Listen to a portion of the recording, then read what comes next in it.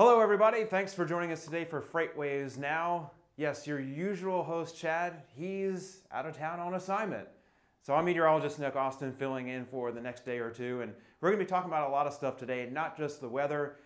Zach Strickland, he's the Sultan of Sonar, he's going to be here talking about what happened over the weekend, kind of recapping the freight markets from the weekend in relation to what's going on today, as well as the latest economic news and also what's going on a little bit in the oil industry as well. But first, I'm going to take a look at the weather with you real quick, just for a few minutes.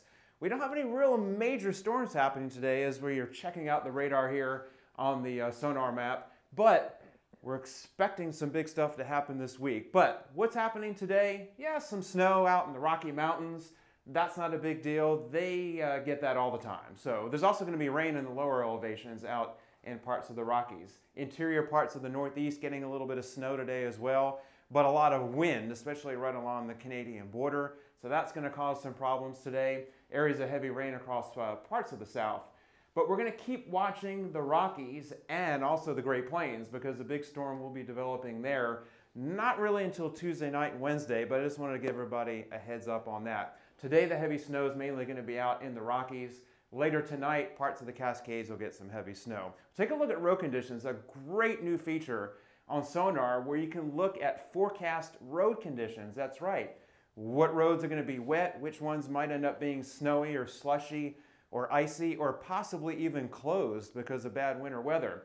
And we're looking at the Rockies right now. This is right near the Four Corners region. Here's New Mexico, here's Colorado, here's Utah, and then here's Arizona. So right around the Four Corners. And we see that a lot of the major roads, including interstates, a lot of major US routes, we see the different colors, especially when you see these purples, the pinks, that indicates icy weather, possible road closures happening in some parts of the Rockies, especially in Colorado and into northern New Mexico, possibly into tonight, possibly during parts of the day tomorrow. So just keep that in mind. There will be some at least minor delays. There'll be some slowdowns out there, and there'll be some areas you probably just want to avoid as far as sending drivers out through parts of the Rockies. They had a really rough time last week in parts of Colorado on I-70 from Denver out westward towards the Utah state line.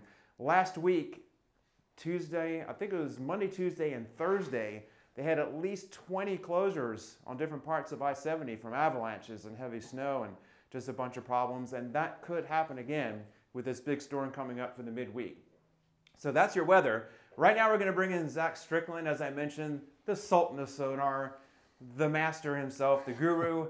We're going to be talking about lots of things today regarding particularly what happened over the weekend in relation to kind of what's happening today and how it's all connected. So where do you want to start? What are we going to talk about first? So on your point of all your avalanches and the snow that's coming into the Rockies and knocking everybody off the road, we actually noticed a little bit of a pattern in the Salt Lake City area. So the volume out of Salt Lake City has actually started increasing since we entered the month of March. It stayed elevated, sort of like we saw in the rest of the country, but you know, the country's kind of pulled back a little bit. Salt Lake City outbound volumes have stayed up. They're averaging about 7% higher in March versus their entire month of February. Okay. So, and we're seeing this kind of trend of the tender rejection rates coming up as well. So capacity is starting to get limited in this market. So one of the things that we're always looking for in markets that are super subdued are any markets that are showing signs of life, such as Salt Lake City is. And we think a lot of this may have something to do with the weather, the recurrent weather patterns happening out there. They got hit really, really hard last week. Yeah. And they really did. It's just so much snow. Most of it's been out in the Sierra, but it was the Rockies last week. Yeah, no. So. And I mean, the skiers are probably super happy.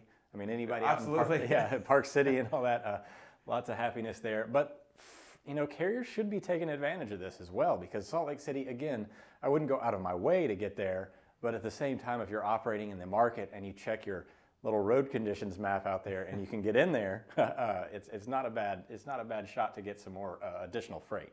What about Denver itself? Anything to say about Denver, or is it mostly Salt Lake that's really seen the changes from last week's weather? Denver has had elevated volumes, but you know, it's not necessarily showing the increase month over month like Salt Lake has. Tender rejections have gone up a little bit there as well, but it hasn't been to the extent of Salt Lake City. Of course, Denver's on this outside portion, you know, right before you get into the mountain ranges, and then 70 comes across here. And there's where you run into a lot of trouble. Right. I mean, Denver is at about yeah. 5,000 feet in elevation, hence the Mile High City. But, exactly. But really, the big mountains in Colorado are west of Denver. It's in the western half of the state. And Denver is a little bit more towards the eastern part of the state. So yeah, and also think about the freight movement patterns coming out of, you know, Los Angeles, coming north here. And then you have all the freight coming this direction here. A lot of freight comes up from Dallas to Denver. They can get in there pretty easily, but down through here, they come into Salt Lake and then have to go across. Oh yeah, coming from the other way is it's much bad. harder. Yeah, exactly. So I've got the inbound tender rejection map pulled up here, and you can see it's kind of, you know, people are avoiding this space. This darker blue indicates an increased tender rejection rate in this area right here. A lot of times we see this kind of relative blue sitting over the middle part of the country. Not a lot of freight here, so carriers aren't as willing to go into these markets. We don't necessarily see it spread this far west like we are right now. But yeah, inbound tender rejection rates into the Mountain West has been a little bit elevated over the last month or so. Do those areas tend to just kind of stay white on these maps, where they're typically carriers more are kind of like, yeah, we don't really care either way about going out there?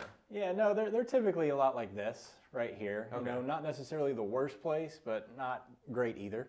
And it's just due to the fact that they're kind of on an island sitting out here. There's mountains, not a lot of population, very concentrated. I mean, you can think about that in a lot of these places. Out east, you have a lot of options. You have Atlanta, close to Birmingham, close to Nashville, close to Charlotte.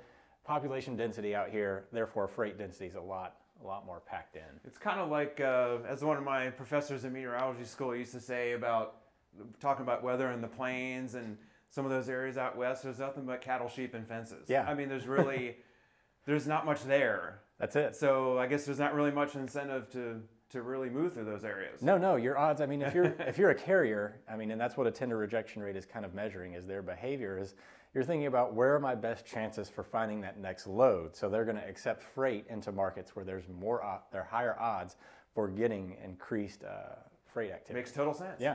All right, what's next? So we've got the National Outbound Tender Volume Index, and I wanted to give everybody an update because we started the month like a bat out of Hades. You know, tender volumes went up and actually exceeded year-over-year levels last week.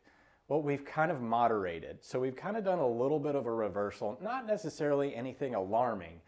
Tender volume index is down to about 98.71, indicating about a 1.29% decrease over March 1st volumes of last year when the index was created. Doesn't sound like a big difference, but is it something to be concerned about or watch? It's interesting because coming out of last year, we came into March and volumes actually came down to those levels right away, kind of like recovering from that month over month or that month end type activity.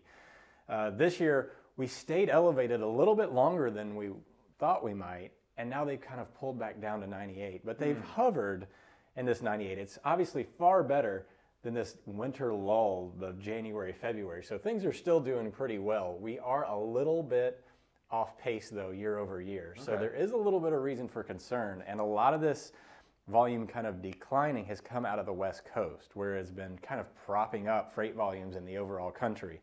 We're starting to see outbound LA volumes, outbound Ontario volumes, which are both in the LA market, start to come down a little bit. And that's, again, we just had Chinese New Year. The container flows are not coming in as hot and heavy as they were in the past.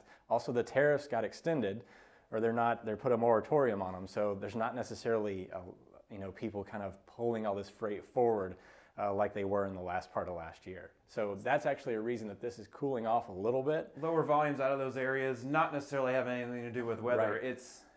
It's politics. It's like you said, maybe it has to do with the ports. Yeah, Chinese New Year. Just cyclical stuff. Yeah, a little cyclical. We are seeing volumes down. I think this is more normal. I think we're in a better space. Last year was obviously a very elevated year, very hot year. But we are starting to cool off a little bit here. And speaking of economics, money, right? Yeah. No, and I know a lot of people are concerned about the economy and what does that mean moving forward. And I'm going to touch on these just real briefly, kind of recapping some of the news over the weekend. So We got a release of the retail sales year-over-year change, and basically the news came out that December was actually a little bit worse than they expected, and a lot of people questioned that because that number was so far off of things like card swipes and other kind of retail economic indicators. And they were like, well, that can't be real because we had a great year, we had a great month, and everybody's kind of like, it can't be that. But there was something to it. But the good news is that January did recover a little bit. We kind of bounced up, came out, year over year, still down slightly, but a lot of that had to do with like auto sales and everything like that. And credit to Ibrahim Bain, who I'm basically imitating today, for kind of giving us this information. I just thought it was really interesting to note that retail sales growth was actually not terrible in January. They actually, That's some good news. It actually increased in terms of a month-over-month sequence. So that's good news for a lot of people, especially those that deal with a lot of retail-heavy shippers. It's not necessarily great news, but it's not the worst news. Okay. Basically, the economy may not be cooling to the point that everybody wants to think it is. And then again, real briefly, some of the news that came out of the weekend regarding oil markets.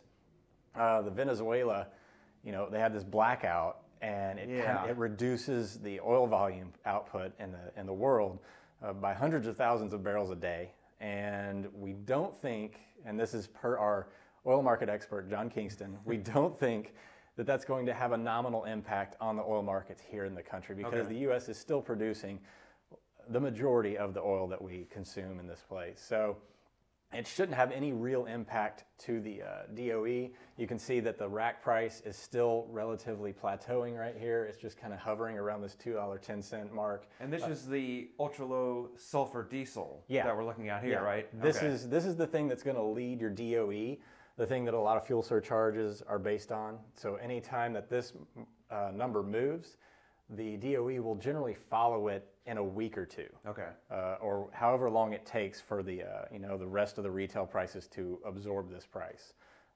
So we do think that that's actually going to stay relatively flat, even though in years past, kind of news like this would have dramatically impacted our oil market pricing.